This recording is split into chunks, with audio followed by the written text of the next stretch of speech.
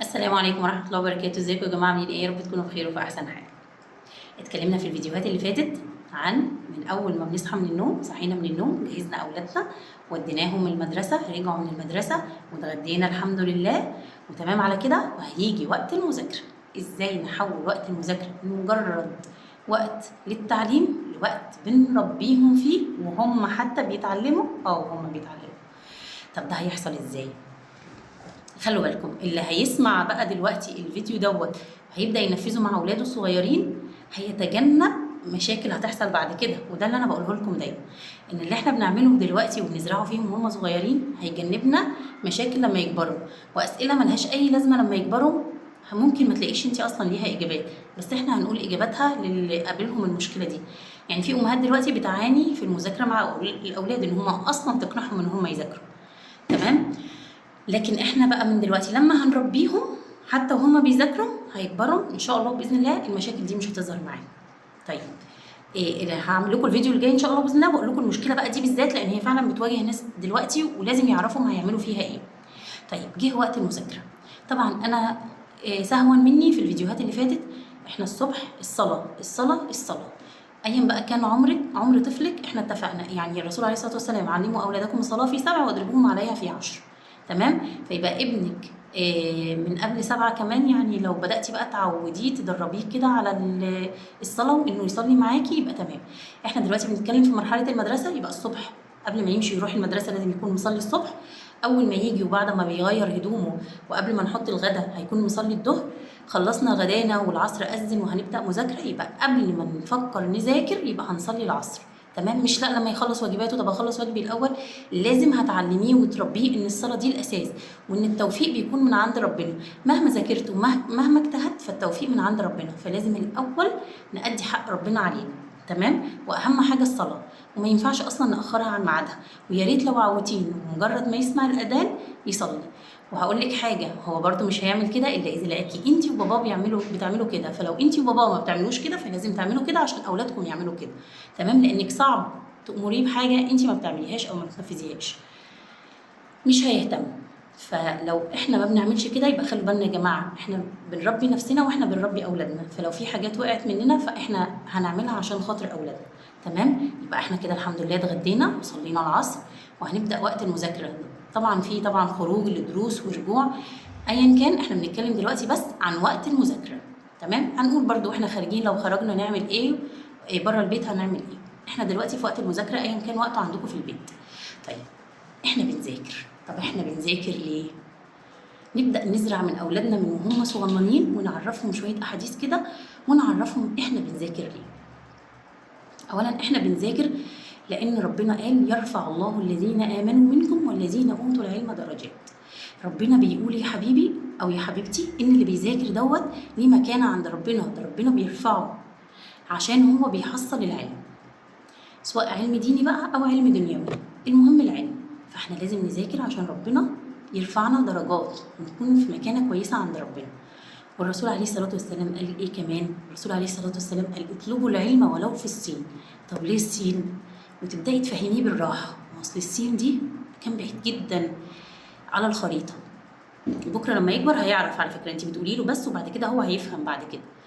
طيب زمان، طب ما عادي، ما دلوقتي بيسافروا بطياره يا ماما وبيوصلوا بسرعه، لا بس زمان ما كانش كده، زمان كانوا بيركبوا بقى يا جمل يا حصان، فكان السفر شاق جدا جدا. فلما الرسول يقول كده فيبقى معنى كده ان احنا محتاجين ان احنا نطلب العلم في اي مكان، ده دليل على قيمه العلم واهميته. فمعنى كده ان احنا لازم نستحمل اي مشقه علشان نتعلم، تمام؟ وكمان ان الملائكه بتبسط اصلا جناحاتها لطالب العلم، فنبدا نعرفه احنا ليه بنتعلم. طيب بعد كده عشان ما يجيش يسالك هو انا بذاكر ليه اصلا، هو انا اصلا مش عايزه اطلع ولا كذا ولا كذا ولا كذا ولا كذا، لا، هو احنا مش المطلوب مننا ان احنا بنذاكر علشان نطلع كذا او كذا او كذا او كذا، احنا بنذاكر عشان ربنا امرنا بكده والرسول عليه الصلاه والسلام وصانا بكده، فاحنا بنذاكر عشان نرضي ربنا ونرضي الرسول. كمان كل انسان في مرحله في عمره بيبقى له حاجات معينه لازم يعملها، هي دي مهمته في الحياه. وانت حبيبي مهمتك في الحياه في الوقت الحالي انك تحصل العلم، ده اللي مطلوب منك، انك تذاكر وتحصل العلم، تمام؟ يبقى احنا كده بنفهم اولادنا وبنربيهم هم ليه بيتعلموا، من واحنا صغيرين بنزرع فيهم كده. تمام؟ مش المجرد انت لازم تروح المدرسه ولازم تذاكر ولازم تعمل الواجب ولازم عشان الميس ما تضربكش. احنا بنربيهم انتوا ليه بتتعلموا. تمام؟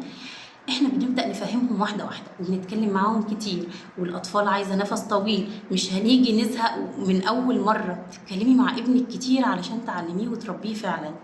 تمام؟ طيب خلاص هو بدا يفهم. اي الاطفال هتفهم كده؟ في ناس هتقول لك لا هو الطفل هيفهم كده. كلميه، قولي له الحديث، حفظيه الحديث، حفظيه الايه القرانيه اللي بتقول كده وسيبيه، راجعيها معاه وتاكدي ان هو حافظها، حتى لو 3 4 سنين حفظيها. تمام؟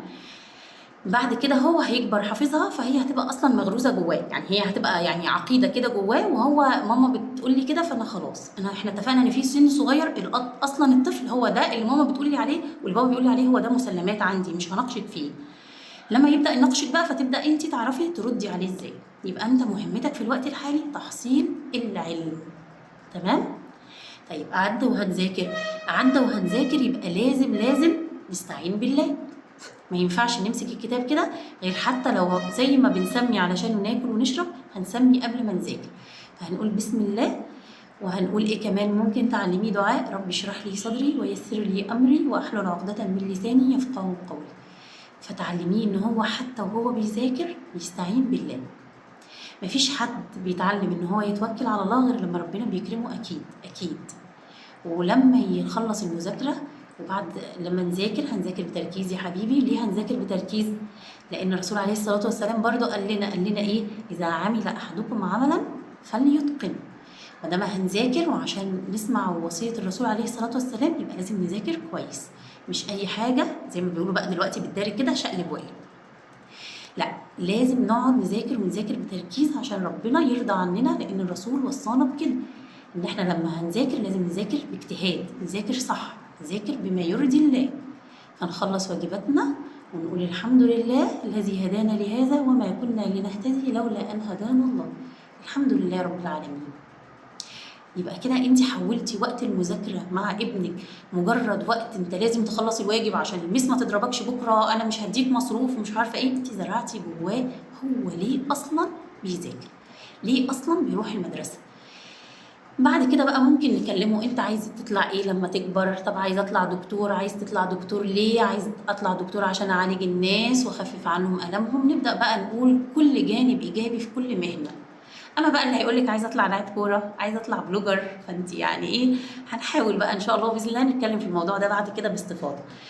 اتمنى اكون فدتكم، وادينا بنحول كل لحظه في يومنا لتربيه. وقبل ما ننهي اقول لكم نصلي على النبي مع بعض، والسلام عليكم ورحمه الله وبركاته.